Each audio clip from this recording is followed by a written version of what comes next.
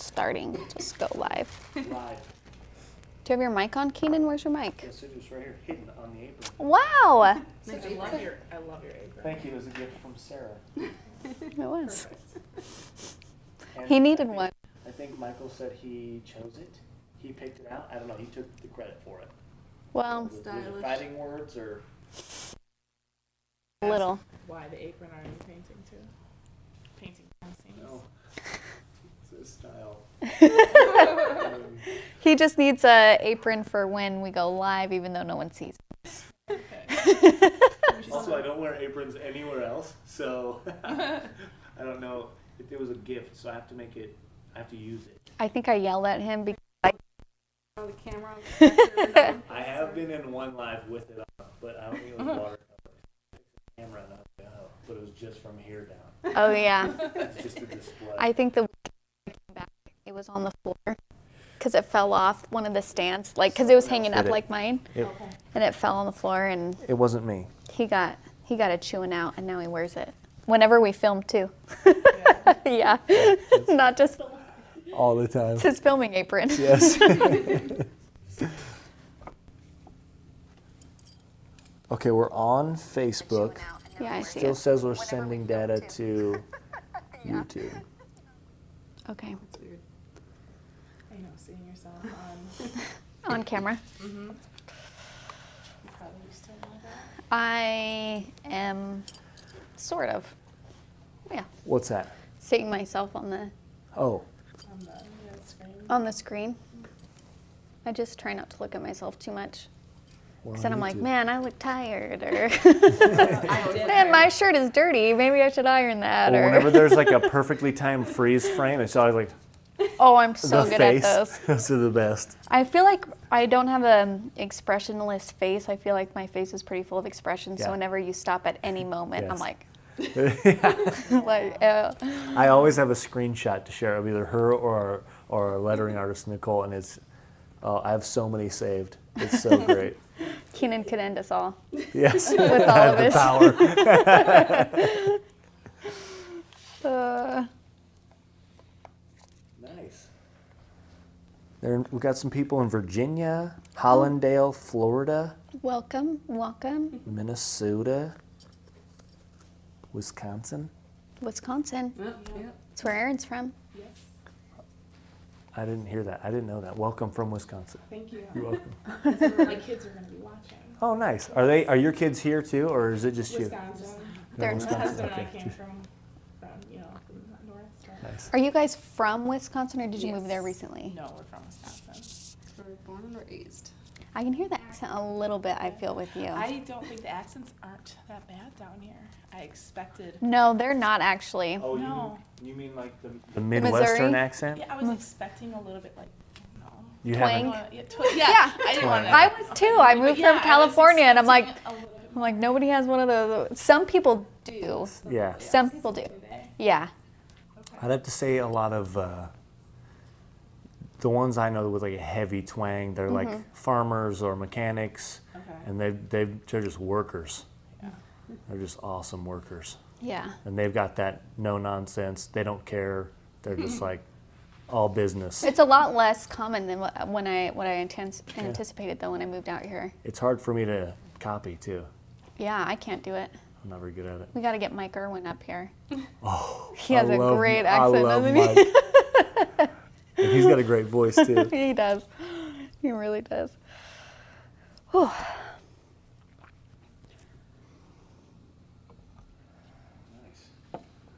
Man, I'm feeling like this is gonna be a good chill night. That's what I'm feeling. I'm feeling I like chill. doing this one. This one was. Yeah. It's not as hard as I thought it was going to be. You know, birds I feel like are one of those things where if you look at them, they seem really intimidating, but once you're painting them, you're like, oh, Yeah, it wasn't. it's not too bad. It wasn't bad. That's why I like birds.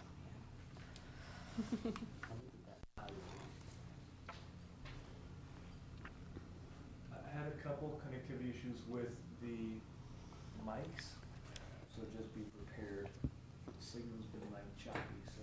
Okay. Tell me if I cut out. Oh, So the dark side goes down. yeah. We'll go over how to do it. Okay. Yeah, let's Amy said, do you know what bird Ben Franklin wanted to be our, do you know what he wanted to be our national bird? Turkey. It's not a bald eagle. What is it, Amy? Do you know I'm related to Ben Franklin? No. Mm-hmm. I wish I could tell you what it was. You're gonna do a dance theory for now. Are you on the, yeah, you're on it. In the background. Amy, what is the answer for the bird? I'm so curious. You're killing me. Amy, come on. You can't leave us hanging. I read it out loud. Oh, Keenan, I liked your dance. I just saw it. So there's a little bit of a leg. Uh-huh. Oh, yeah. Yeah. That makes sense then, because when you're answering I've questions, got a, like, Yeah. I've got a wait, 2 what? second. I can see the. I've got a 2-second lag on this, and then on YouTube and Facebook it's like 30 seconds. Mhm. to a minute. It's like a 30-second lag, yeah. It's crazy. Debbie's from Idaho painting with her 20-year-old daughter for the first time. Debbie and daughter. Oh, let's see the apron that I was drawing. Hold on, I'll go get it. Okay, good luck. Thank you. I said the turkey. I don't know if you guys heard me. Well, Amy never messaged back yet. There are several comments that say the turkey, a turkey, a turkey. I think that's right. Oh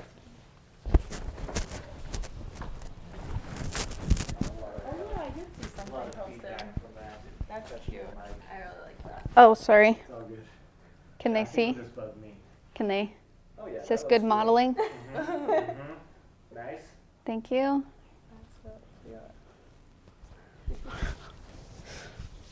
There. That's it. Then Nicole's going to work her magic with it. It's going to be great. That is for the giveaway winner for our Facebook group. I haven't been on Facebook past few days, a lot of traveling. So, Not driving. I've been painting in a car, but that needle felting has just been. oh, Sue meant your apron. She didn't want to. Wow. Well, thank you. Well, that's fine, Sue. Sue, did you see the apron? I did a little shimmy in the back. Come do another one. Okay. Shimmy across the street. Let's see what's it look.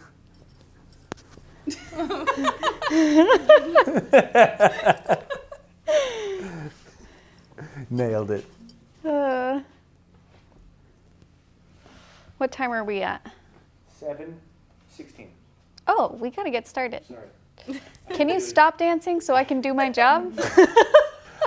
Got to give the ladies what they want, Sarah. Okay. Oh, really quick, Valerie said, will you ever sell aprons? The answer is yes. The more important question is when. Excellent question. Probably when they put more hours in the day. Excellent question. Moving on. Excellent question. We will not answer that right now. Okay, welcome everybody to Let's Make Art. Thank you so much for joining me tonight. We are painting our bald eagle tonight. Ooh. Thank you. Thank you. Please ooh and ah at the beauty of this project. We have Erin and Chelsea painting with us tonight. They're sisters. They're from Wisconsin, but currently she lives in Kansas, right? Yes. No, look at Definitely. look at me go. And we have Keenan working the cameras. That's the voice you'll hear. And if you tuned in early enough, that shimmy you saw, that was all a little Keenan. sneak peek to our Just a upcoming little gift for you. apron dance teaching lessons. Okay, so with this project, we have an outline. And we are using 2 paintbrushes, our round 6 and our round 2. We also have a utensil for transferring. I have pencils, they have markers because it creates a lighter line with markers. But I'm going to make mine purposely dark so you guys can see it on the camera. And we are using 6 colors today, which is all of the colors. Do you need to list them then? I don't Yeah, even know. I'll tell him. Okay, But don't tell Brock I use this many colors. Because he's like, I won't. okay, you guys don't tell Brock. He won't watch this, so He'll never know. He'll never know. Okay, so we're using black and sepia, black and brown, essentially.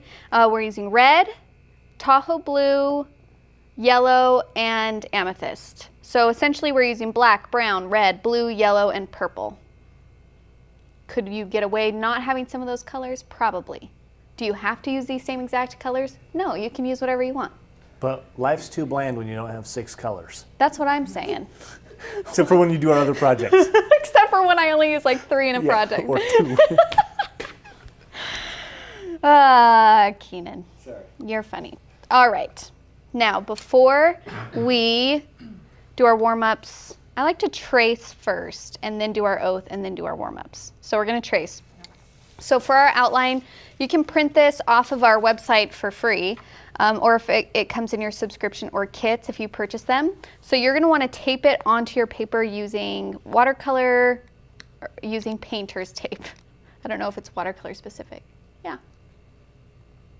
Do you go over the steps after? I don't remember. Now I'm confused. Maybe I'll do the steps. After warm-ups? Yeah. Okay. After warm-ups. Cool. Okay. So you can use washi tape or painter's tape, just something that's not super sticky so it won't tear your paper. And then we have our graphite paper. So there is a darker side. That's the part that actually has graphite on it. And you're gonna wanna use that dark side down, and you guys need tape. So, what? You need tape. It's my bad. There's some for you.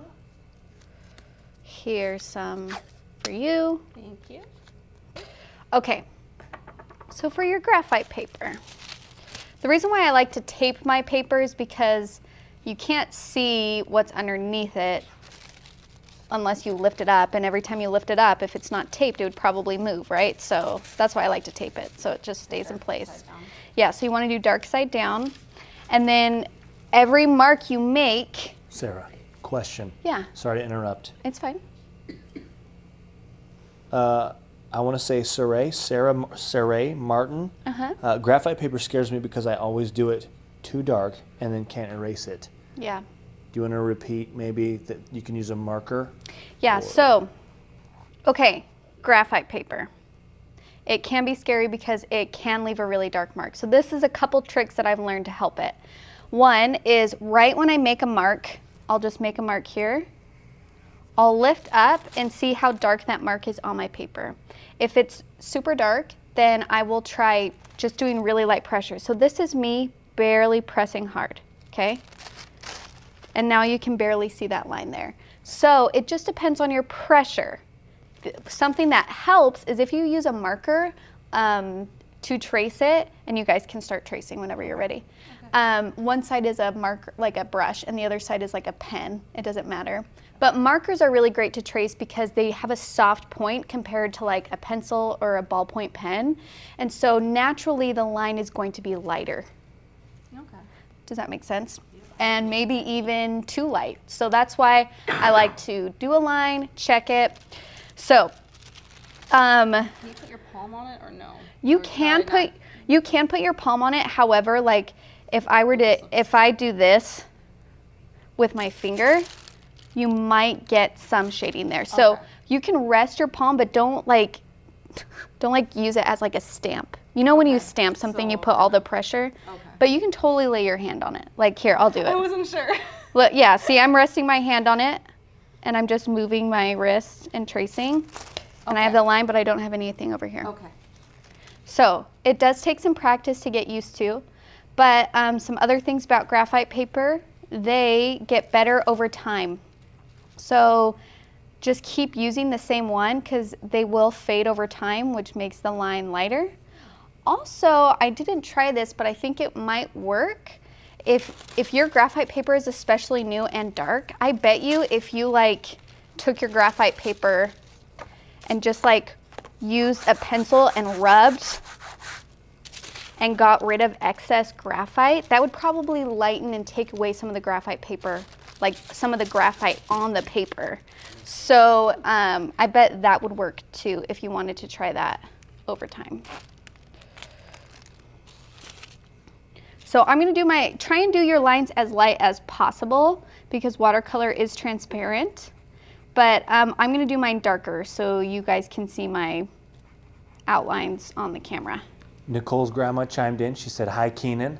Hello, Lucy. How are you? Welcome to the show. Hi, Nicole's grandma.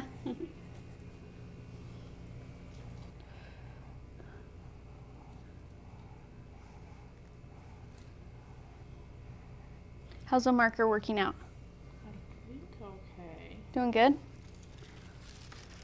Oh yeah.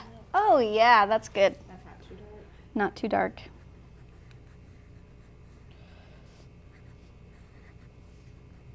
I have a lot of lines on this outline, so sorry about that. I tried to do some of them dashed. I am not entirely sure what my thinking was behind that. Maybe I thought I don't know. Even more of a guideline than the already created guidelines? Let me know if the dashed lines did anything. I think I thought of it instead of because I do outlines for different areas like the beak and the entire shape, and then I do outlines of when there's highlights and shadows. And so I thought maybe if I do dotted lines for when there's highlights and shadows, and if people don't want to put those in, they're not as distracting. Maybe we need a legend to describe that. Maybe it's just, maybe there's so many easier ways to be transferring this image, and I'm doing it the hardest way. It's fine. I'm fine. We're fine. Joan asked, where can I find the outline? So, Joan, if you go to letsmakeart.com and you go to watercolor and you go to kits, there will be all of our kits listed. You find the bald eagle. You click on the bald eagle. There will be a button that says outline. You click on that button. It will open up to the outline, and then you press print. Or you can leave it on your screen and trace from your screen. Oh, that's a good idea. Yeah. Nice instructions. Thank you.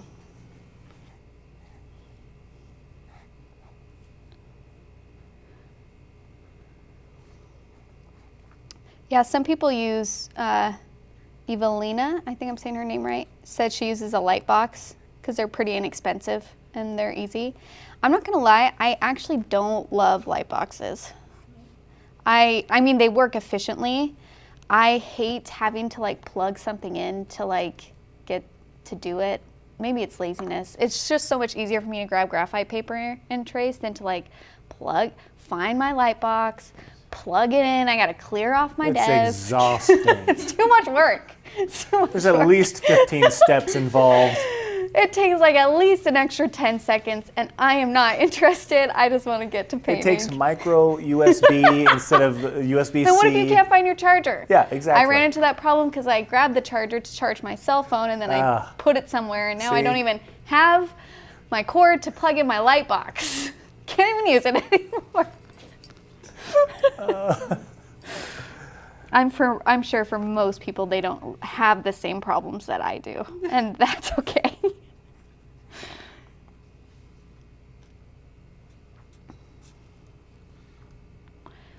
are so many comments on YouTube, I can't even keep up. Ash is like, well, if it's always plugged in the same spot, it's always there. Listen, Ashley, I don't need reason. I don't need rationality.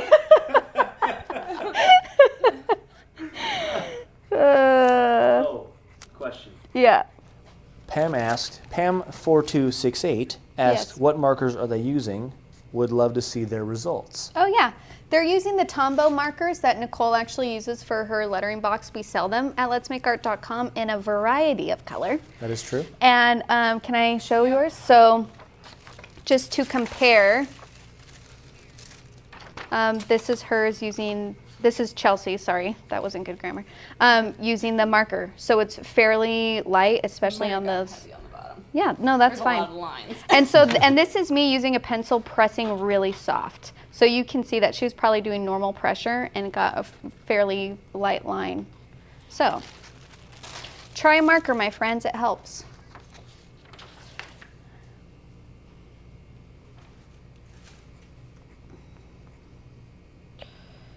It also is actually the colored line of it makes it super helpful of what you've already traced. Rita says, all caps question. What? Last week you mentioned about you doing a live of the golden retriever. I knew she was going to ask that right when you said her name. I was like, Rita's going to ask me about that golden retriever live. Do you know when that might be? Not yet, Rita, but I have made everyone aware that we will reschedule that live We're just not sure when. We do have an extra Tuesday in July. However, I think I'm actually going to be out of town that last Tuesday. So I don't know if we can do it then, but we'll do it. We'll do it, okay, Rita? And I will let you know personally when it is. Better make a reminder. No, I know. Rita's been painting with us for a long time. I know, she's great. She is great. Rita's so great. So I don't mind sending her a little message on Facebook and being like, Rita, this is scheduled. I got your back. But I just don't know what it is yet, so I'll let you guys know. This is also another excellent suggestion about the light box. Yeah. They plug into computers. So. They do? Yeah, because they're USB. I don't have a computer, so. Just kidding. That's not true. Just kidding. Oh, dang. Okay, and then once, this is the problem I do all the time where I untape it and then I realize I missed a spot. If that happens to you, don't stress. Just like pencil it is. I noticed I missed the spots on the nose, and so I'm just going to put those in. Just eyeball it. That's all it is. Don't stress. This is just a guideline. It's not like a perfect outline like a coloring book. Okay. So, now let's put our outline to the side. So we're going to do our oath and some warm-ups. Okay. So,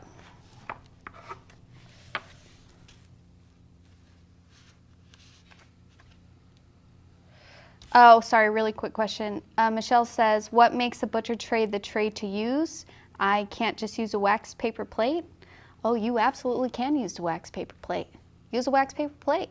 I just like something that I can wash and not have to throw away whenever I'm done painting. It's just, you know, for the environment maybe. But I like my butcher tray because it gives me mixing room just like a plate would. Sometimes people use ceramic dishes. That's really helpful. I actually have white dinner plates that serve perfectly for this purpose. So do whatever you use, whatever you got. I just like this. You don't have to get it. That's my answer. Let's move on. Perfect answer. Thank you. Okay.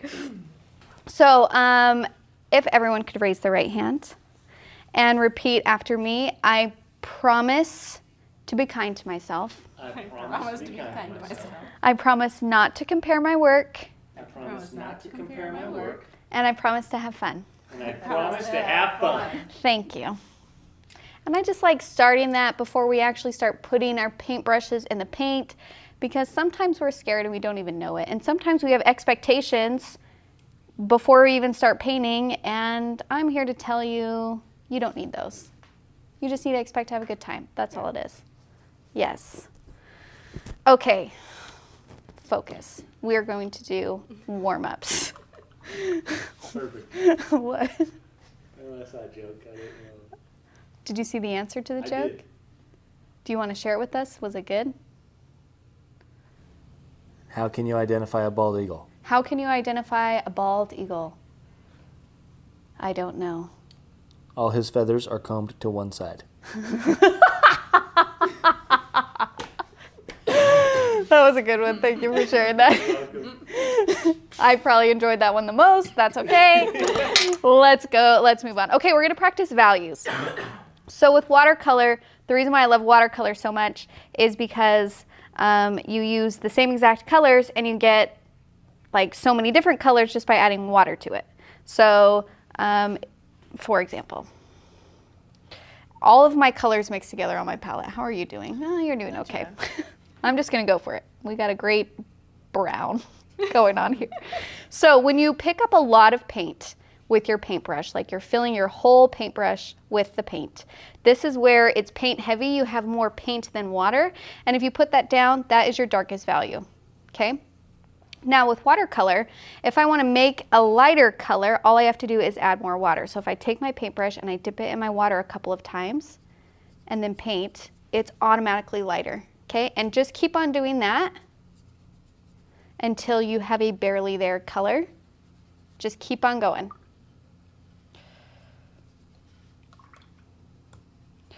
Probably just took too much off. That's okay. I always struggle with the darkest. That's a good dark. Is it? Yeah, it's good. Do you need some water, Erin? I think I do. I get you. I'm gonna be coughing. Actually, all can we have a few? I just went from one. Can we have 3 water bottles, please, Keenan? Thank you. I just went from one to the. Okay, that's okay. So I'll go over it one more time. So I'm gonna start with a clean brush. I'm gonna dip it in the water. I'm gonna hit it off the side of the cup, actually touching the bristles against the side of the cup so it's not too wet. Okay. I'm gonna pick up the paint. I'm gonna do my rectangle. I'm only gonna dip it a couple of times in the water after I do that. It's just like swish, swish, hit off the side of the cup, paint. There you go. Swish, swish, hit off the side of the cup, paint. Swish, swish, hit off the side of the cup, paint. So I'm only dipping it twice. Okay. Duh. Now, if you want to go from an extreme dark, extreme dark value to an extreme light value, then you would rinse it a lot. So it just depends. Yeah, maybe you meant to do that. I'm gonna take a sip really quick, sorry. Okay, so these are our light values, or all of our values. So here is like our darks. This I would say is our medium. This is our light. So whenever you're doing a painting, no matter what medium it is, you want to make sure you have all 3, at least 3 different values. That's what creates form. So you can see in our eagle here, we have a really dark value underneath the brow, and on the feathers, medium values are probably the beak in the feathers and some of the shading, and then light values are the very lights. And we also have highlights in there where it's just the white paper. So you want to make sure that you're using this well when you're painting, and that is what creates form. Okay, so the next thing that we are going to do is we're going to play with some salt. Right here. Oh, thank you. So, because we're going to use salt in this, so I'm going to grab some paint, and I just want you guys to see what salt does. So I'm going to just paint an area. It can be any color. And then I'm going to take my salt grinder and just grind some salt on it and then leave it. Now, salt only starts to do stuff as it dries. Okay, so right when you're putting salt in there, it's not an instant reaction. It's not like you put salt in there and then there's all these different things and you're like, well, that's so cool. Like, it actually doesn't do things until it starts to dry, and it's always an element of surprise. So I really like that. It's kind of in tune with watercolor in general, just like the unknown textures and what you're going to get and things like that. So you can see mine starting to dry. And so usually wherever the salt falls, it pushes the color out, and you can get some super cool textures like so. Okay. Now, the next thing I want us to practice is the brush stroke for the feathers. So we're using rounds. We always use rounds, and I love rounds so much.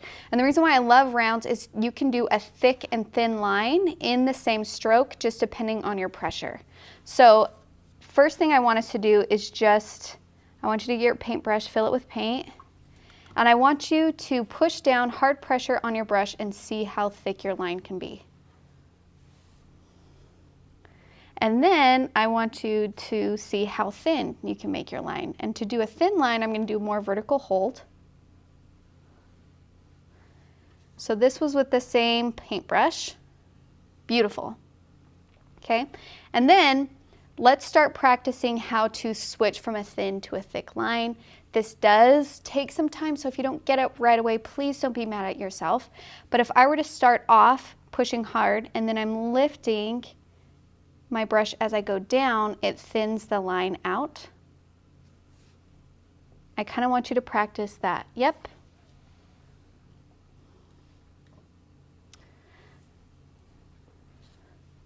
And if you want to start thin, like light, and then press down and then thin again, you can do that. But when I do the feather shapes, I'm kind of doing like this kind of shape over and over again. I always want it to narrow out. So I kind of want you to practice just we got some funky colors on our palette. I'm gonna have to redo all the colors. That's okay. I put too much paint. When I do feathers, like especially on the shadows and stuff like that, you can see like here where it's kind of gathered in these areas. I like to do these textures next to each other to kind of communicate when the feathers overlap. Yeah. And so some of them can be thick, like at the bottom where we did the brown, they're really nice and thick, so I really use my whole paintbrush to make that thick line. And then on the ones at the top where we're doing the white feathers, those ones I kept a little bit thinner and kind of gathered them. Yeah, like so.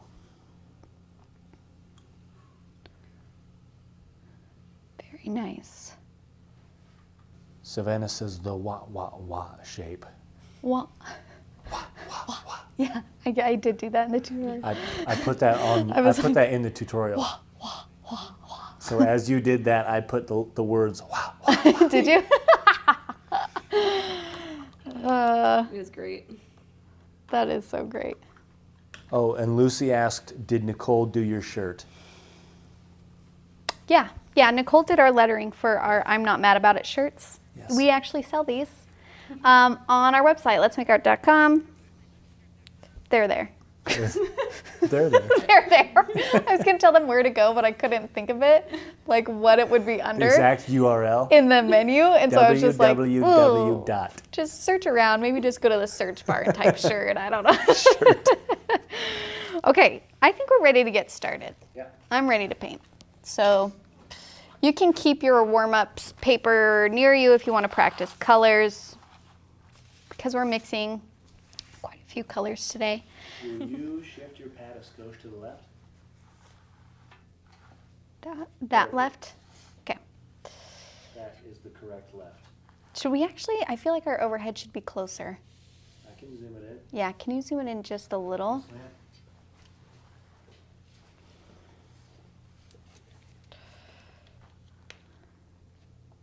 And while Keenan's doing that, I will re-pour us some colors. Sorry about the current blurry. Are you okay? Yep. I just had a like frog and I thought I just got started. I have a horrible I had the same camera. habit of swallowing down the wrong tube. I do that all the time, and it's always in front of people, and then I'm like choking, and they're like, "Are you okay?" And I'm like, "Yes, I'm just dumb, and I forget how to drink water sometimes. It's fine." Every time I open a new bottle of water, I Well, my choke on camera it. just got me sick last week, so it's like Your the kid. end of it. Oh, I'm sorry. Feeling good. Okay. We need all the new colors.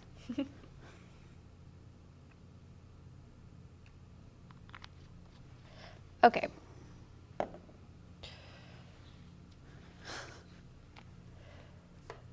So let's go over the steps of this eagle. So our very first step, we are going to do the beak. Our second step, we're going to do the white part on our feathers, or the shadows on our feathers, I guess I should say, because the white part is just the paper. We're not touching that. Third step, we're going to do the eyeball. Fourth step, we're going to do the brown feathers. And fifth step is detail.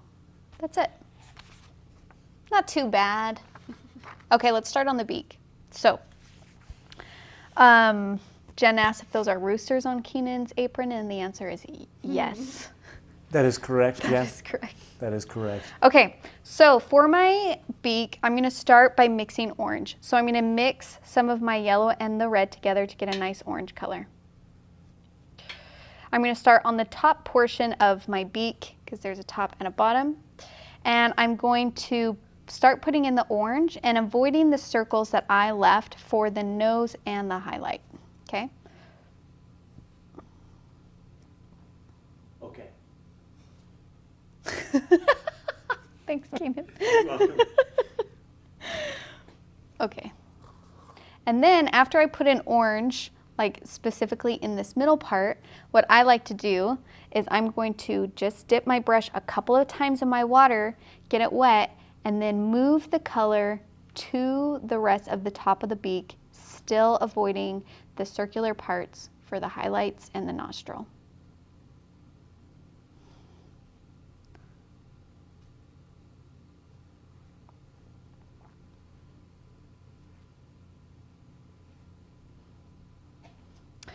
Cindy asks, why do the steps in the video not always match the steps on the directions in the kit?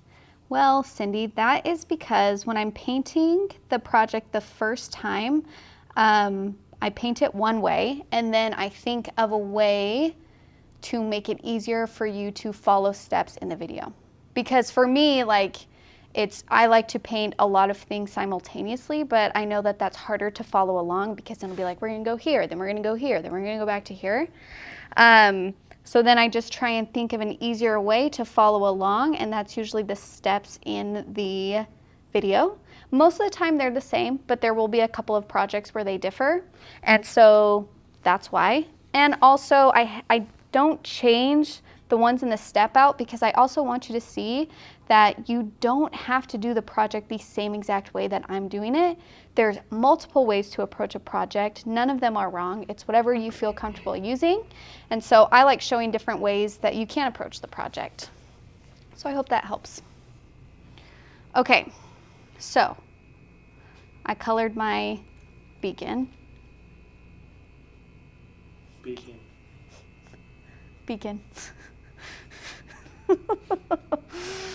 Now I'm going to do the highlights. Oh, you guys got some great textures on your beaks. Very nice. Okay, so I'm going to take some water and I'm going to grab some yellow. If you have, I don't have any clean yellow, so I'm going to put more. Yes, could I get some clean yellow? Yes, there's some. And I'm going to do the highlights yellow on the beak. Okay, but this is where outlines are kind of tricky, is your brain is going to want to tell you to make sure that the outline is strong and that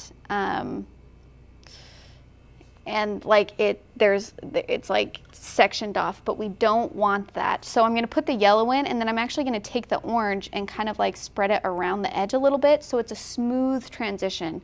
We don't want it to feel blocky.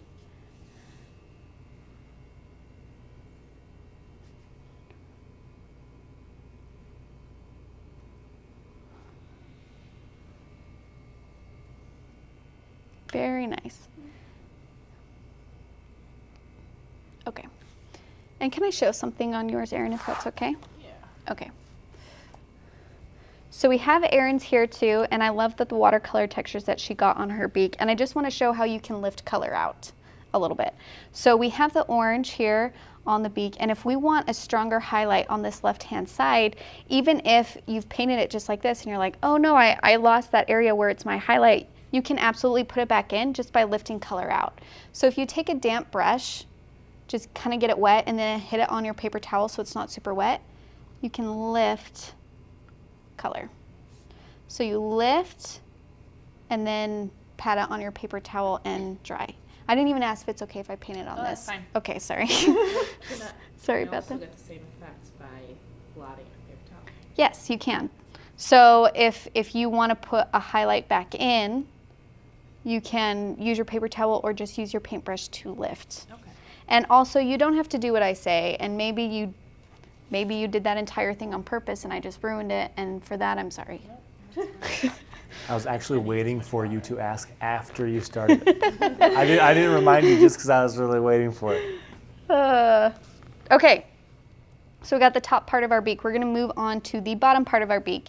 You can still use your round 6 if you want. If you want to switch to your round 2 because it's slightly smaller, you absolutely can. What I'm going to do is I'm going to take a little bit of this brown and mix it in with my orangey because I want to make a darker orange. Not much darker, but a little bit darker. And once I have that darker orange, I'm going to paint the bottom part of the beak right underneath the mouth.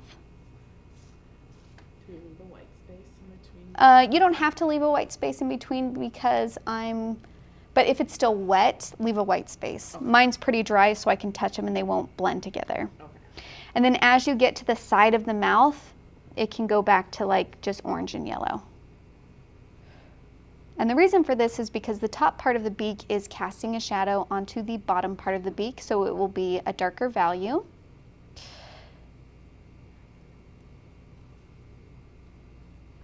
And also, if you look, people's mouths are the same way. Their upper lip is always darker than their bottom lip, for the most part. The upper lip is darker? The upper lip is darker than the bottom lip. Interesting. Yep.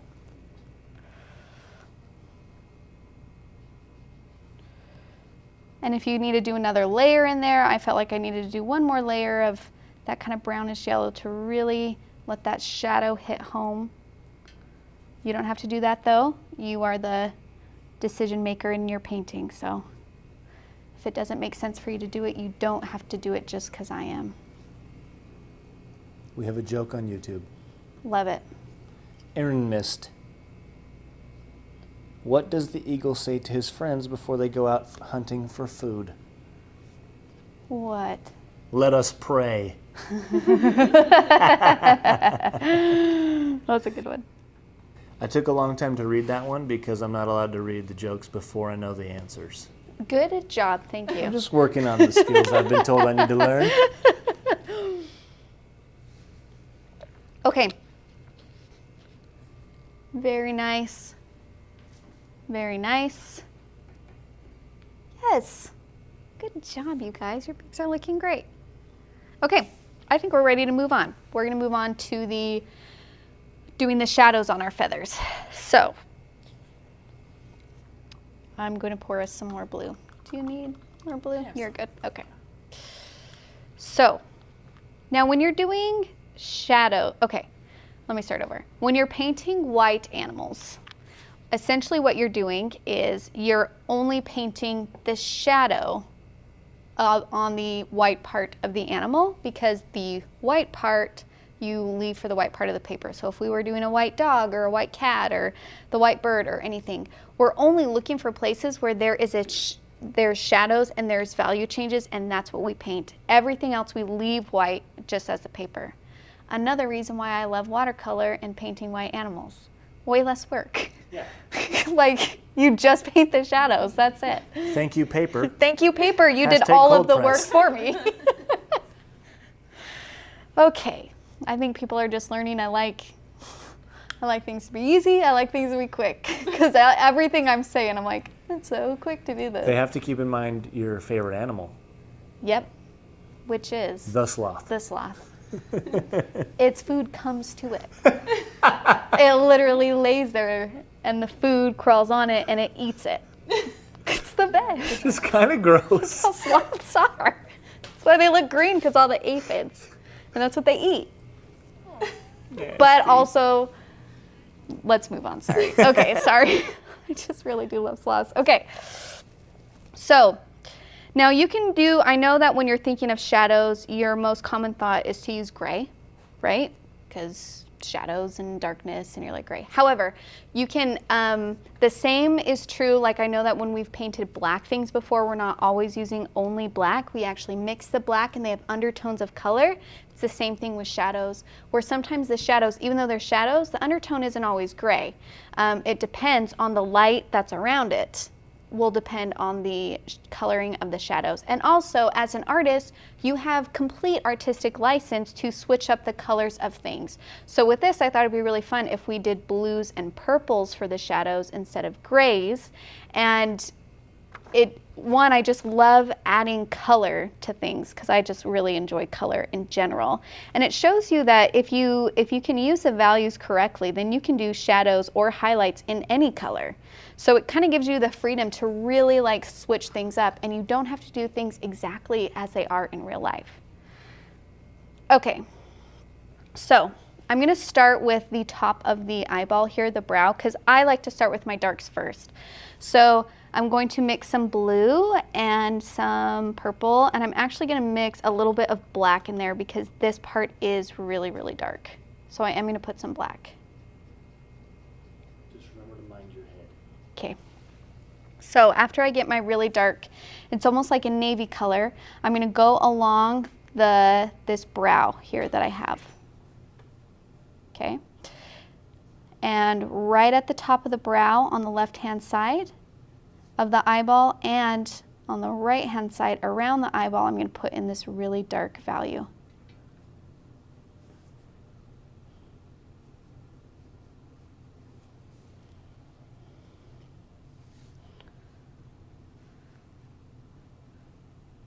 Very nice.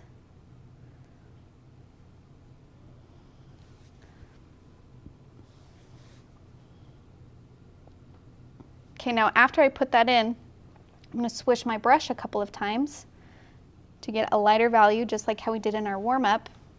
And I'm going to blend out this dark color.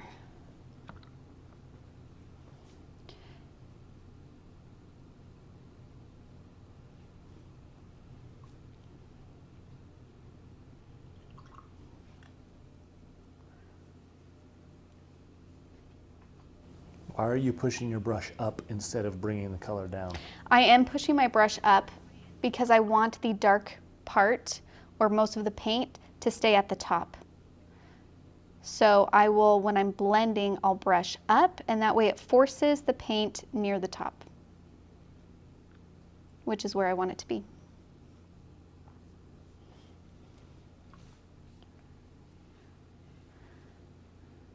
And of course, I always love to drop in. So I did that and I blended it out, and it's like this really pretty navy, which is great. But sometimes I like to have other colors in there too, so it's not just one kind of tone. So I'm going to do a little bit of amethyst in here.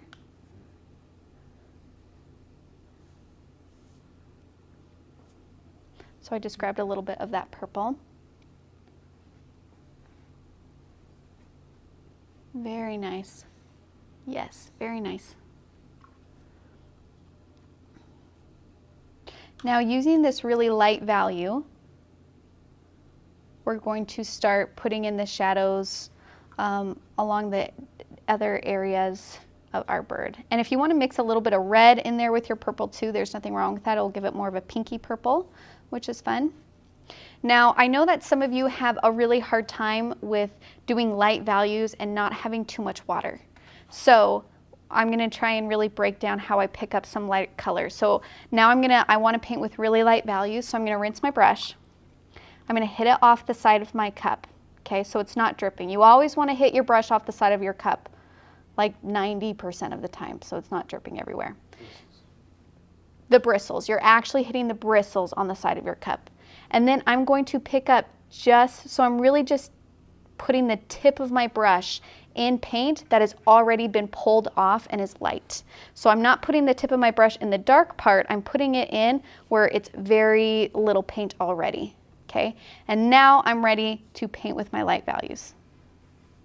So there's not too much water on my brush because I hit it off the side, and when I picked up paint, I used just the tip of my brush to pick up paint that already has been pulled off from where it's heavy.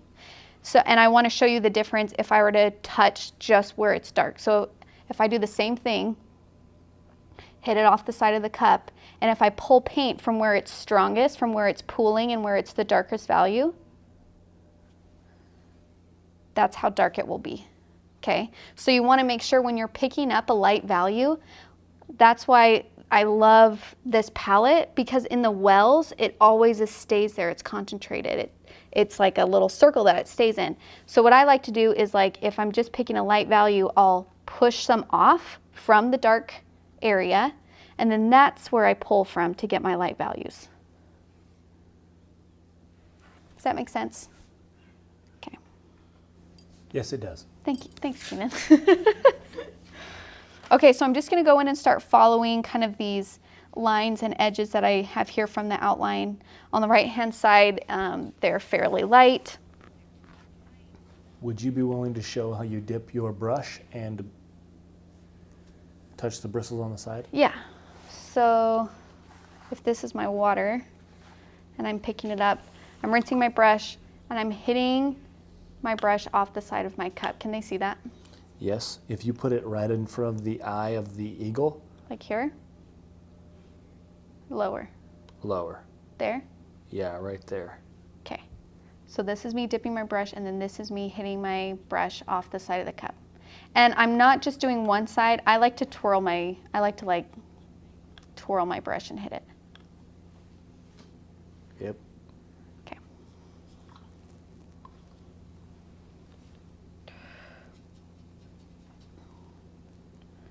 So I'm just, and then, okay, let's say you put that dark value down. You wanted it to be light, but it's like, oh shoot, it's dark. Don't stress. Rinse your brush, hit your brush off the side, and then just pull color and use that color for other areas. So it's not the end of the world if you accidentally get a little bit darker than what you intended, because you can always just like pull that color and move it around to other areas.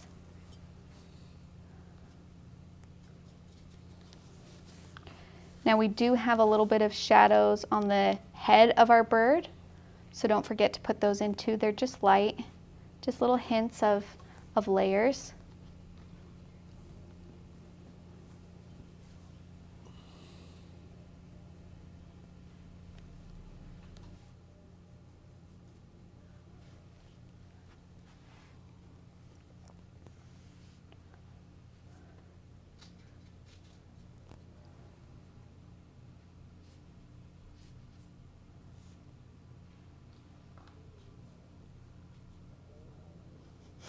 Is that your stomach?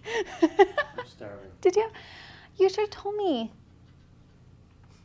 I've got some serious chest issues going on right now, so I can't eat too much food. It's Michael just made messing some me bomb tacos. Mm, I could have up. brought some No, pork I think tacos. that would have been a bad idea. Spicy food hurts my It's chest. not spicy. Tacos? Tacos aren't spicy. Well, we did the Taco pulled meat? pork. We did pulled pork tacos. You've had them before. You came over to our house before and had them. Sounds so good right now. I'm so sorry. That was okay. really mean of me to say. No, it's fine. I think I have ice cream in the freezer if you want. I've already had some ice cream. You've already had ice cream. Okay. Okay, beautiful. Beautiful. I would say I want to see a little bit more blending here and here. Okay. So just like, see how I kind of transitioned it out to almost like a nothing color? Yes. We want that too. Okay. So, and then when I get to underneath my beak, that's where my values are going to get a little bit dark again. And that is because, one, the beak is casting a shadow underneath its chin, and also because the feathers on the neck are in a different plane than what is on the beak. So let's pretend our nose is our beak, and this is our neck.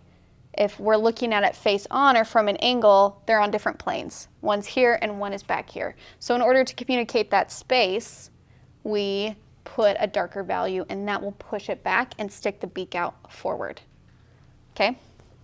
So right underneath the beak, I'm going to put in these. What is an eagle's favorite way to advertise? What? Flyers.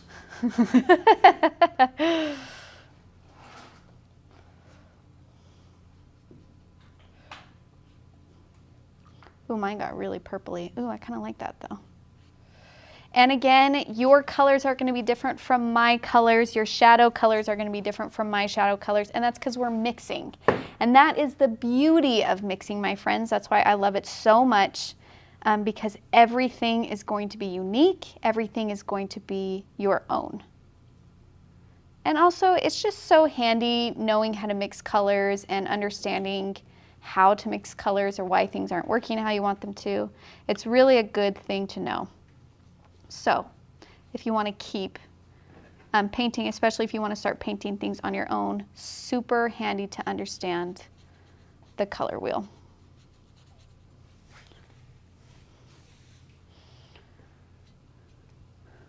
Also, it helps with choosing clothing. Yes. Complementary colors. It's true. It's true. And maybe some curtains with a pillow on a couch in your home. Who knows? It does come into play in interior design. Yes. Color temperatures, all of that stuff.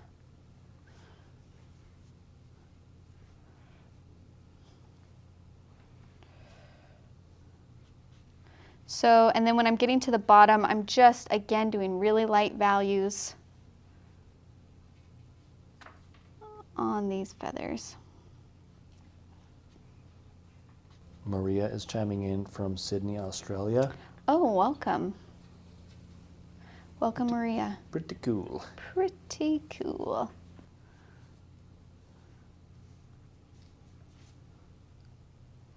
Very nice. Ooh, I love the textures you got there. Beautiful. Beautiful. No, you're doing great. You're doing great.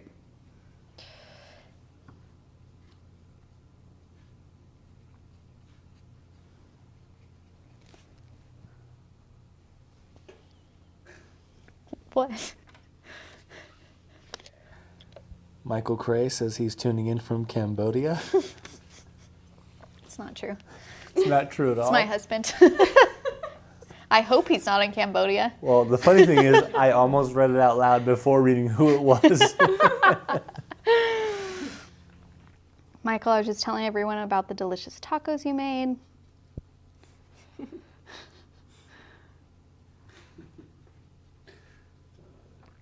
Okay, and then if you haven't done the other, so the other eye is hidden because the bird is turned away from us, but we still need to give the hint that there is essentially an eye socket there. So that's why on this side of the nose, the left side, we just kind of have that shadowed place that's a little bit darker on the inner side right there. And that's all we got to put. It's just a hint.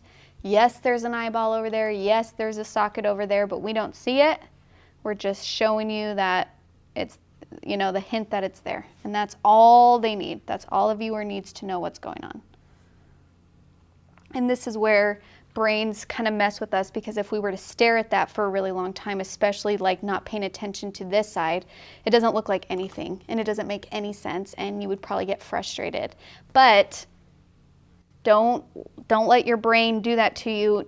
Understand that you have to see the thing as a whole, and that's how other people are viewing it. And then when you see things as a whole, your brain jumps to conclusions, which is beneficial for us as artists, as people viewing our art. Is we kind of want people to jump to conclusions, because then they don't look at that one eye socket and be like, oh, that looks funny. They don't do that, and it's because their brain is taking this whole thing in as a whole, and they understand.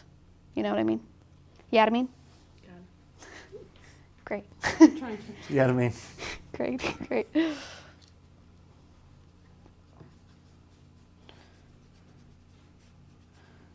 Okay. So if you want to add more shadows than what I have going on here, or even what's on the outline, you are free to do so. This is your painting. I feel pretty good about my shadows. I think I'm ready to move on to my eyeball, actually. So, you're not ready yet. I'm going to give you a little bit longer. I'm not mad. It's okay. She like shrunk up. I'm like, it's okay. I'm sorry. I paint a little bit faster, and that's totally fine. Just a little bit, you know. I will actually just work on the shadow underneath my beak a little bit more. Tammy says hi from down the road in Missouri. Oh, hello. What's her name? Cammy? Cammy. Cammy, why don't you come paint with us? Interesting. Interesting.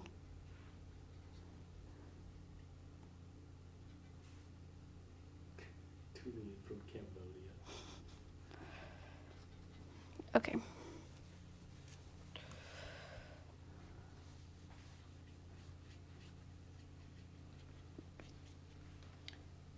My brown ate my purple. Do you need more purple? Yeah, I think it's all brown. There you go. I'm just giving some more time. Ask you for stuff. I don't even know what colors I'm using. That's okay. Don't stress. And also, if you want to take your time and not like do this in a hurry like I'm forcing you to do. How dare you? You can just come back to it later. It doesn't, yeah, like this part you can always do later. It's not a huge deal, so don't let me freak you out. Sorry.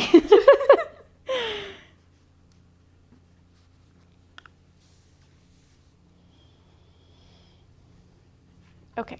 Do you want to do a check-in before we go into the eyeball? Yeah, let's check in. You keep painting. Yes, ma'am. Okay, we have Erin's here, and I think the textures she has on her feathers are really nice. I love the different textures that she especially got underneath here in under the beak, the neck area. One thing that I do want to soften up a couple of these just a little bit.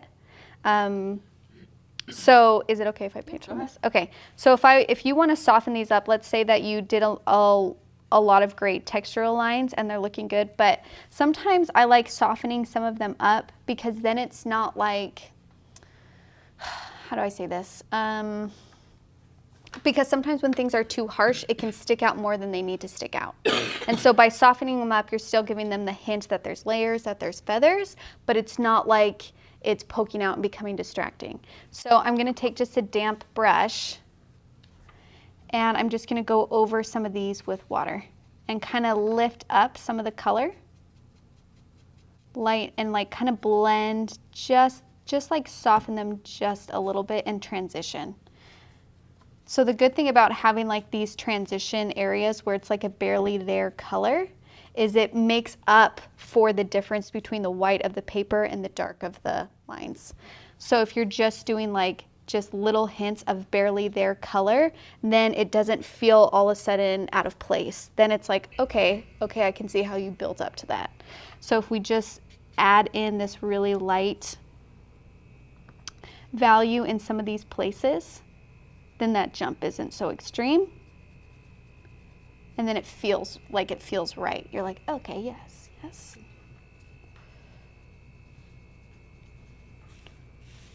good. And then maybe over here a little bit.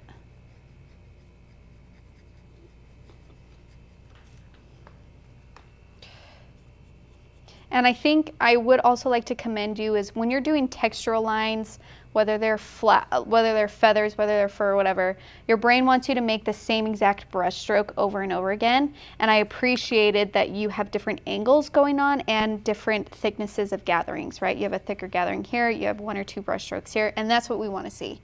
Because your brain is going to tell you to do the same exact brush stroke across the entire thing, and that's just your brain messing with you. You have to ignore it and you have to be like, no, I know my brain is looking for a pattern. There's actually not a pattern, it's random. So I like that you switched up the brush stroke. That is good. Okay, looks good. Okay, Chelsea. Okay, this is looking really nice. The only thing I would say is I really like this soft color that you have going on here. Now what I would say though is kind of what we have to do now is we have to work up the shadows a little bit more to define the space a little bit better. Is it okay if I paint on this? Go for it, please. Okay. So if I'm going to re-put in some of the shadows right underneath the neck. Thank you. I always lose it. Yeah, and that's common. It's very common, especially if you're new to watercolor, because you tend to work it back and forth a lot. And when you overwork, you lose your different values. And it's a very common thing. But the wonderful thing is you can always put them back in. So it's not a huge deal. So if I'm going to go in and put back some of these darker areas. So should you wait till it's a little drier so it doesn't bleed out? Yeah. That's what I was trying to do for the eye. I was trying to... You can wait till it's drier. I think on some of these areas I can go for it. So like down here, I'm just going to put in just a little bit, just a few detail brush strokes and then kind of blend those out. Because we just want different values. That's what we're putting in here. So now this really light gray, purpley color, this is now your white. Okay, so now we have to go in and put in our medium values and our dark values. So just gonna go in, and it's just a few brush strokes, just here and there.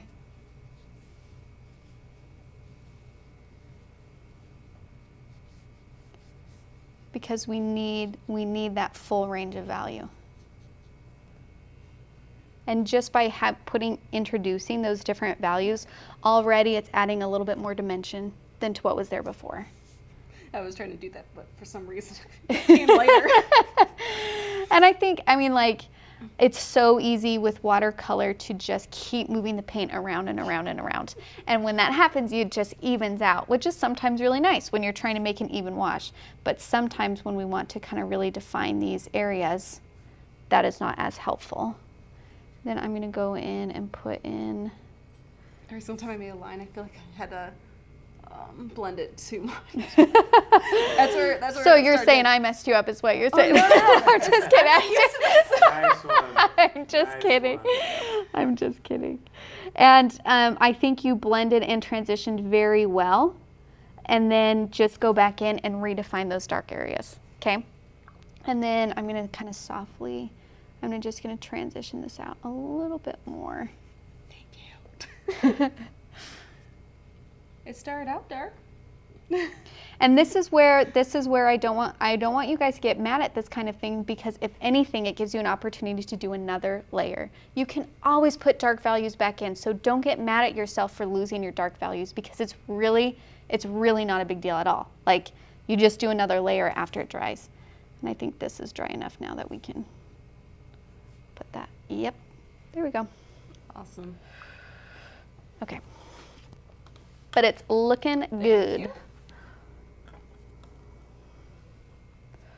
Okay, so now we're going to move on to the eyeball itself. Now you want to be careful just with this, because because I just painted that, you want to make sure it's dry.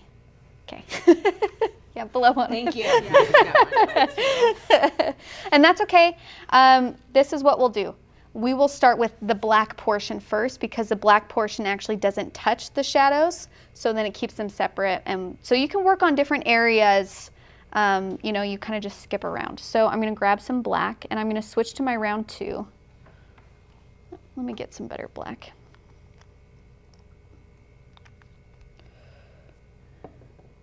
So I have my black, I have my round 2. Gosh, it's not getting as dark as I want. There we go. Okay. And then I'm going to do the pupil. So just using my round 2, I'm going to do the pupil of the bird. Can you do the close-up shot on this, Keenan? Already on it. Sweet, thank you.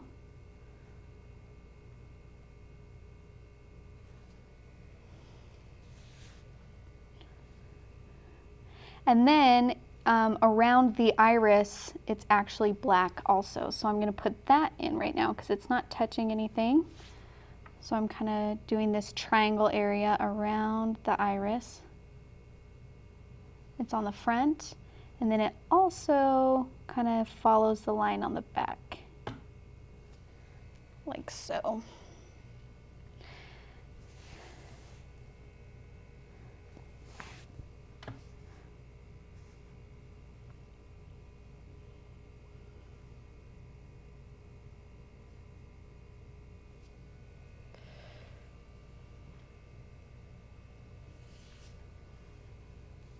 And this black is kind of defining the roundness of the iris. So kind of be aware of the shape that you're making with the black part, because that is going to define how that round of that iris looks.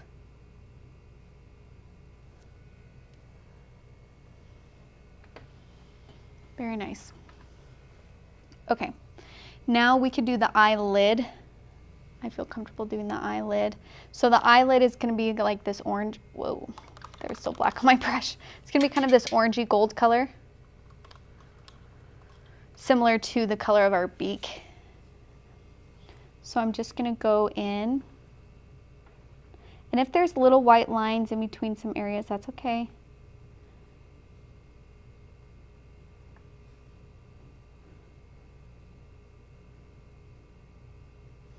So I put in my eyelid. Now what I want to do, I used orange. Okay. And if the black part of that you just put in is really wet, try and keep a thin white line so it doesn't bleed together. And then what I'm going to do is, because there we have our brow, there's a shadow on our eyelid. Okay? So if you have a shadow, like if you look at our bird, the brow is casting a very strong shadow. Now, the eye is not independent from that. That same shadow would be across the eyeball as well. So when it's really dark on the top, it needs to be really dark on the top of our eyelid. So I'm going to grab a little bit of brown and mix it with my orange to get a darker value. And I'm going to do a darker value just right on top, on the top part of my eye on the eyelid.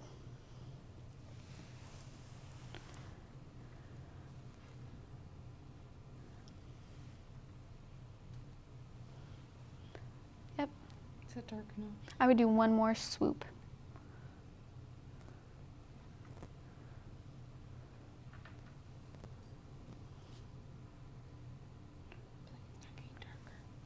You might just need a little bit more paint. Try using that.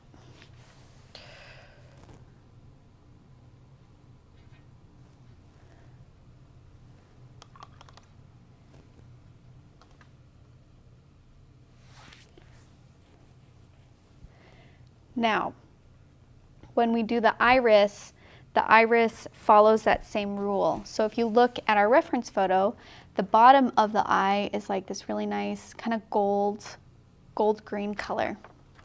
And then it gets dark at the top. And it's because that same shadow is going across the entire eye.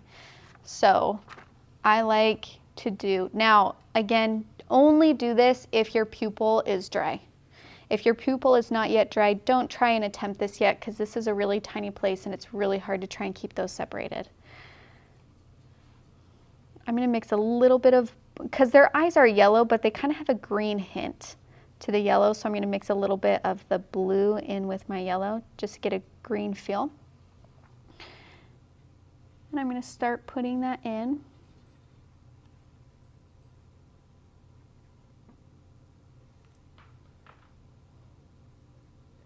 Okay, so this is me using my light kind of green gold color for the entire thing.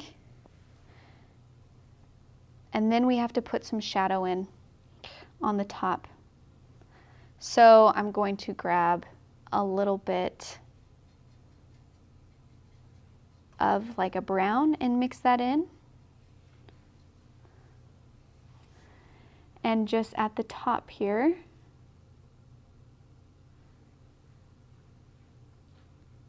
the top half of the eye is going to have that darker value. And you can see that just by adding that shadow, man, it brings so much more dimension to our eye. And if you're not there yet because it's not dry, that's okay. Honestly, I always paint my eyeballs last for this one purpose, so then I know it's dry, but animals look so funny without their eyeballs, and I realized that a lot of people were having a hard time painting the tutorials with me because the entire time they're like, my animal looks so funny, and I'm like, no, it's just because the eyeball isn't in yet. So then I'm trying to like put the eyeball in sooner just so people feel better about their painting, like while they're painting, because it's hard to wait till the very last step because that's when it comes together. So don't stress if your eye isn't dry yet, and know that I'm only doing this so you guys feel better. It's for you. It's for you, so you're not so mean to yourselves when you're painting. You're welcome. You're welcome. You're welcome. I've listened to that like a million times. My son's absolutely addicted to that. My daughters wake up in the morning and they're like, Dad, we need to listen to Moana. And I they're watch- like, Alexa, play Moana. I watch it probably like 3 to 4 times a day. Yeah, it's a great movie. It's catchy songs. It does. And Okay. I love me some of The Rock. Big fan. Yeah. I can't wait till my kids start getting, embarrassed of me, so I can, because I sing in the car and they don't care. Yeah, right Like, now. I'm waiting for it. Yeah. Okay, we're gonna move on to the brown feathers. So yeah, when that dries, you can come back. Too wet. Good job. Good job with your self-control of not painting that. And actually, let's take a look at Chelsea's. Can I see yours? What'd I do? Nothing. I think it looks great. There's a... Water drop. Yeah. Okay, I'm just gonna go in and darken this just a little. So it is a darker value, but I want it a little bit darker. Okay.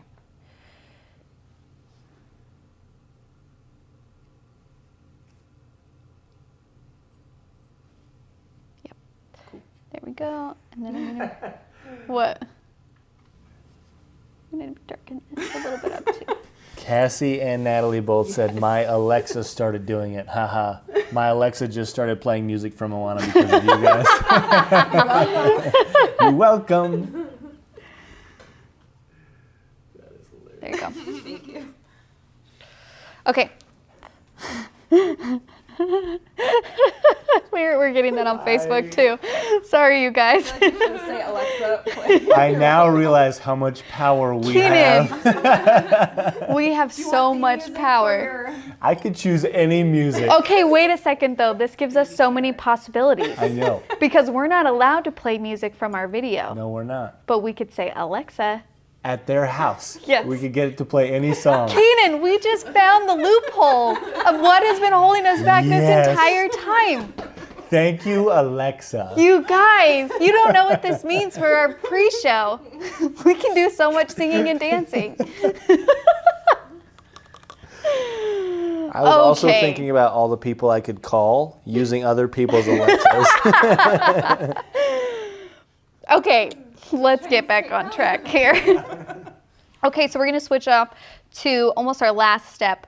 We're going to do our brown feathers. So the one thing I want you to pay attention to when you're doing the brown feathers is, like I mentioned before, be careful of your marks being all the same because your brain is going to tell you to do that. Okay. This next thing I want you to be aware of is right where it's meeting the white feathers, that's where your brown should be the darkest. And that's because the brown feathers are actually coming out from underneath the white feathers. The white feathers are on top. So in order to communicate that they're on top, we need a darker value right where they come out. Okay, and then you can lighten up as you go. And remember to pick up your brush, leave highlights, and have that full range of value. So I'm going to grab my round 6. I'm going to grab some sepia and I'm going to mix it with some black to make it nice and dark. And you don't have to use black. You can honestly mix like every color that we have here together and you will get like a really nice dark brown. And then I'm just going to go along the edge that I have outlined here. Okay, so I'm going to do a chunk at a time. So after I have this nice dark outlined, I'm then going to do the feather brush strokes from that area. Okay, and then I'm going to dip my brush a couple of times like we did in our warm-up. And I want to show you guys that if you use just water to spread this out, which you can do, you're gonna get the same shade of brown. And for me, I love hints of other colors within colors. So I'm gonna pick up some orange and actually drop in some orange or yellow into my browns while I'm spreading it, okay? And that's just gonna give me different colors, which makes painting for me more visually interesting. Now, of course, there's different styles and some people prefer the more desaturated colors and not super bright, intense colors, and that is okay. If that is your preference, then don't drop in these extra drops that I'm doing. You don't need to do that part. Just do what you like to do. And then, I talk too much, so I can't do it on this one, but my next section, after I use water to spread, I'm going to use salt to drop some salt and grind some salt in there for some fun textures. Which, if you look at your warm-up sheet that we did, you can now see the effect that salt has. Gosh, I love that orange that got in there. Beautiful, beautiful, beautiful. Okay. Now, this is going to be a little bit challenging because you will have salt on your paper since we're doing the salt in different chunks. That's okay. I just paint over it. I just like pretend it's not there. And also, a lot of the time when I'm using salt, I'll tap my paper when it's dry to get rid of the like grains of salt, but I don't care about actually wiping it clean. I've wiped salt off of paper and most of the time it actually smears even when I feel like it's totally dry. So I stopped doing that. So it would stop. Yeah, it's not worth it. I just leave the salt on it if it's like stuck to it. Oh yeah, you're getting some great textures in there. Very cool. Salt. Yes. So remember again, super dark right underneath those white feathers. Use some water and pick up some color. And then put in some salt. Oh, I'm getting some good textures. But remember to leave white spaces too. I know I just told you to remember like 5 things, but you guys can do it.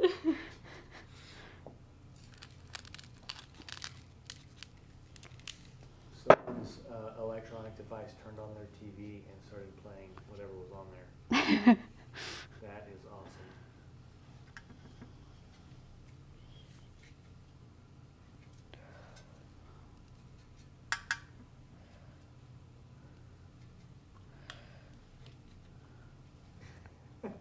Very nice.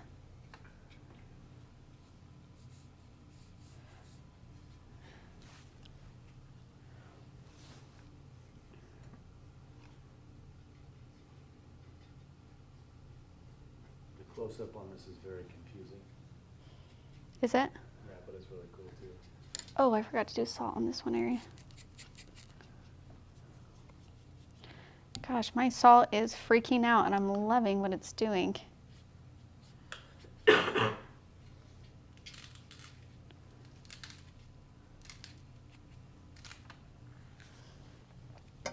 Thank you.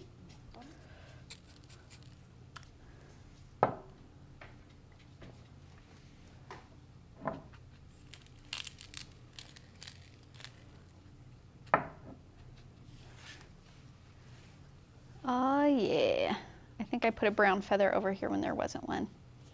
That's okay.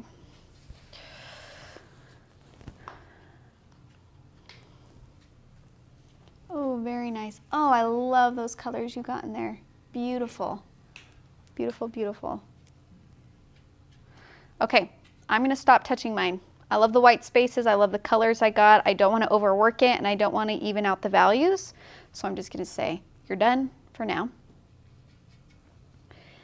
And we have one more step to do, which is we have a couple detail things. This is a good time to do your eye if it's ready. If it's still wet, that's okay. So the other things that we need to put in are we need to put in our nostril and also our beak line. So I'm going to switch to my round 2 and I'm going to grab some black.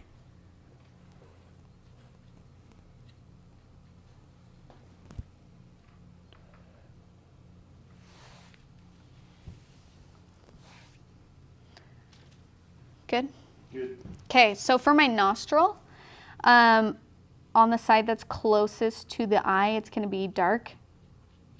And then I want it to transition out. It's the same with, if you look at our nostrils or our ears or whatever, the darkest place is where that hole goes all the way through.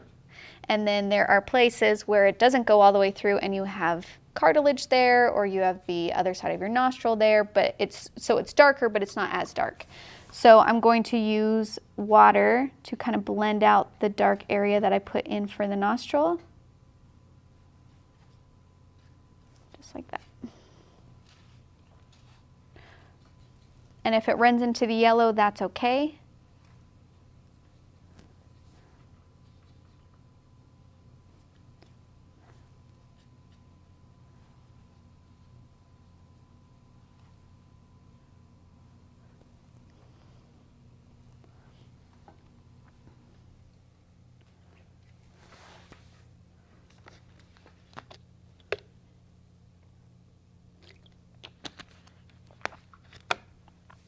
So again, just make sure that your darkest value is on the right-hand side of that nostril. If you blend it out too much the first time, that's okay. Don't stress. Just wait for it to dry and then go back in and put in that dark value on the right-hand side. And then we're going to put in our beak line.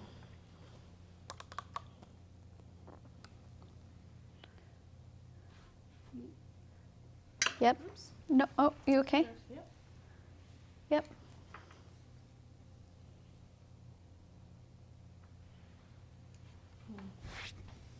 Can I? Yes. Okay. So, nothing wrong with it. We're just going to lighten it a little bit. Which it's so handy to know in watercolor. So, I'm just going to take a damp brush and lift out the color. And actually, I might use my paper towel a little bit. We'll just pick up a little bit more. Because we want our nostril to be different, but we don't want it to stick out too much. So, I'm actually going to go back in and repaint yellow. Sorry, I was looking for yellow. I'm going to put some more yellow on there. yellow orange.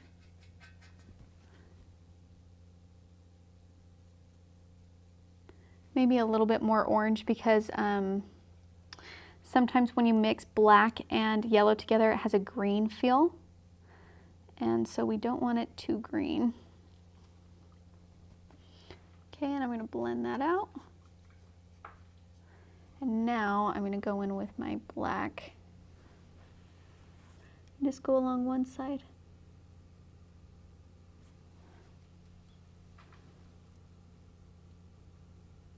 And you're going to spread it just a little, but not too much. I think I did it when it was too wet, but that's okay because we can always lift.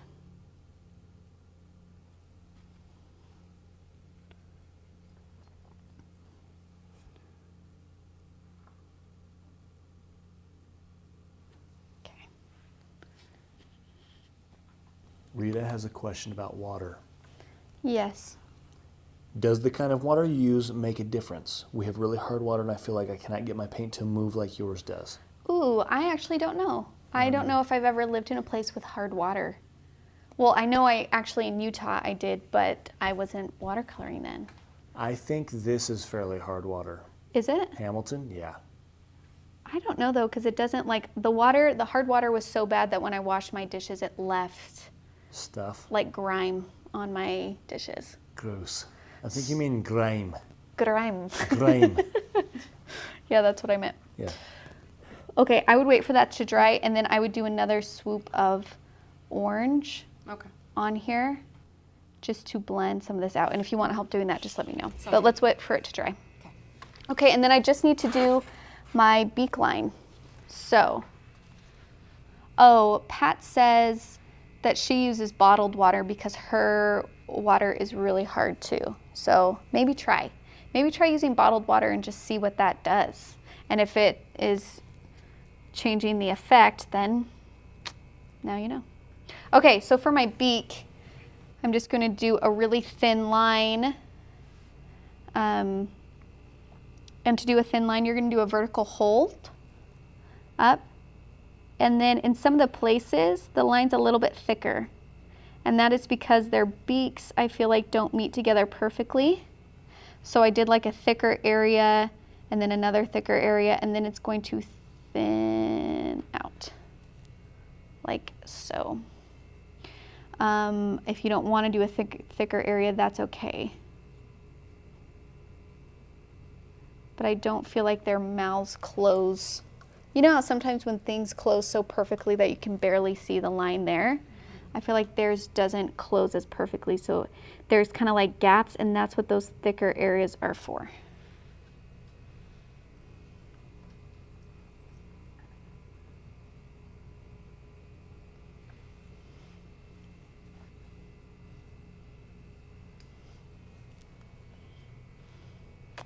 And then this is where you want to take a step back from your painting and be like, okay,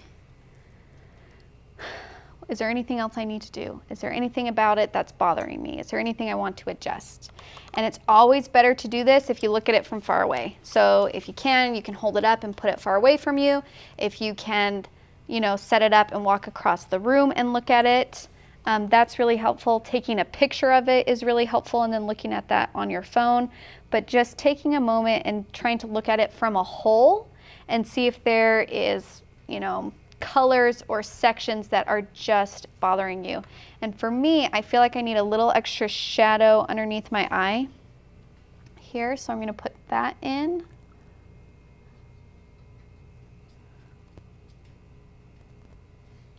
Not a lot, but just a little.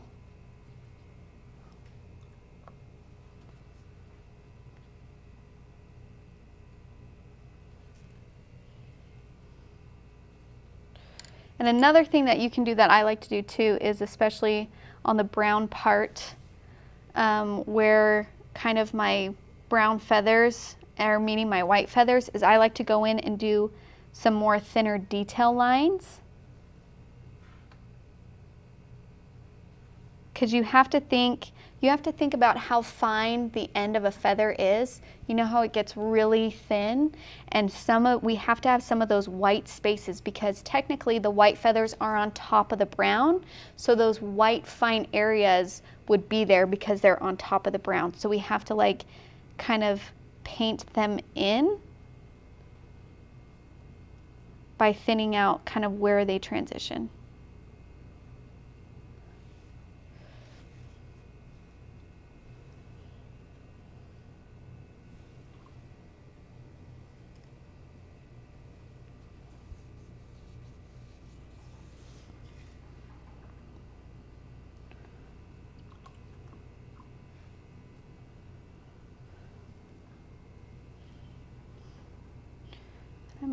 I'm going to darken this socket just a little, and I'm going to darken my nostril a little bit.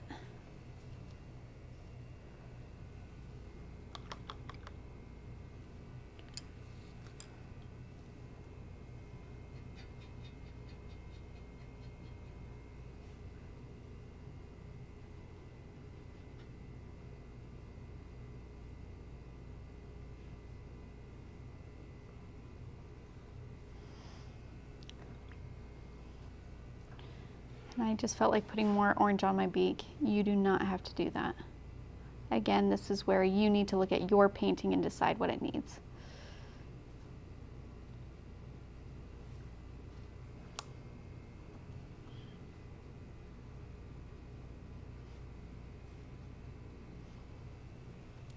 Yeah.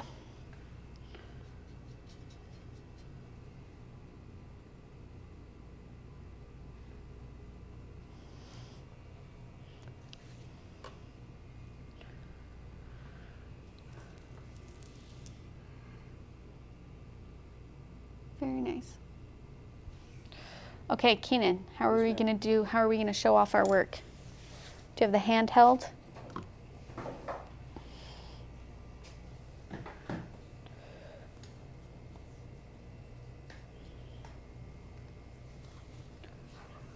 What were those colors? Which one? More orangish. Oh yeah, if you want. I just pulled from here. Not really good with mixing colors quite yet. Yep, very nice.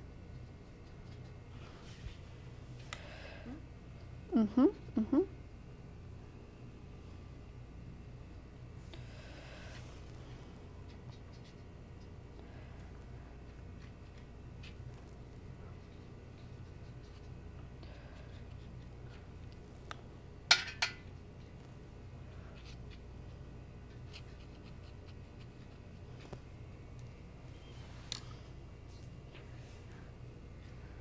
It works for about 6 seconds and then it doesn't work. Is it dead? No, it's not dead.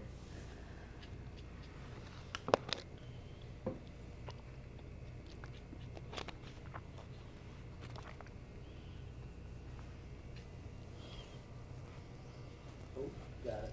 Got it? Okay. It's time to hold them up. Okay. Coming in from behind the scenes a little bit here. Okay. Chelsea, you're going to be first, ma'am. Oh, jeez. So much pressure. Okay, here we go. Switching to the handheld. There's Chelsea's. Nice little bald eagle. Oh, well done. Well done. We got, who's that one? Oh, yeah, Sarah's. There it is. Nice. Look at those textures. Aaron, let's see that thing. Oh, that looks great. Very nice. Well done. Like well the brown done. on your bird. I know. I love it. Beautiful. Beautiful job, you guys. Thank you. Good job. Okay.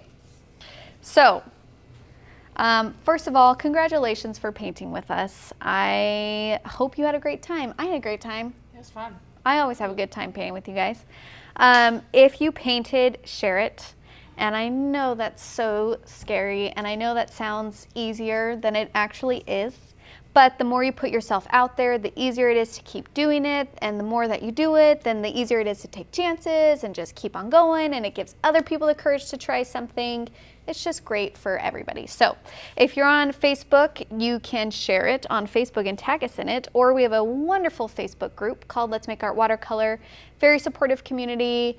It's rather large, but just really great. And you can see how other people paint the same project and also what they're doing in their personal work. So it's really fun to watch. If you're on Instagram, you can tag us. Let's Go Make Art is our Instagram name, or you can hashtag Let's Make Art. So either of those would work. I think that is it. Scheduling wise, we're releasing our Hollyhock tutorial tomorrow, which is a lot of fun. And then you'll notice that there is 5 Tuesdays in the month. So what we're going to do is after we do our Hollyhock live paint along, which I think is the 23rd, it's around there.